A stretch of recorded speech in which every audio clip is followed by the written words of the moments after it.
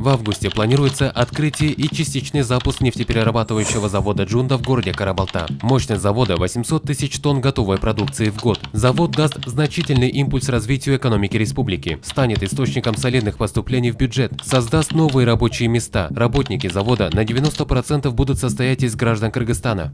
В четвертом квартале 2013 года будет сдана в эксплуатацию первая печь ферросплавного завода в городе Ташкомур. Правительство выполнило все взятые на себя обязательства для запуска завода. До конца 2013 года планируется запустить первую печь. Мощность печи 50 тысяч тонн в год. После полного запуска завода ежегодный объем производимой продукции достигнет 200 тысяч тонн в год.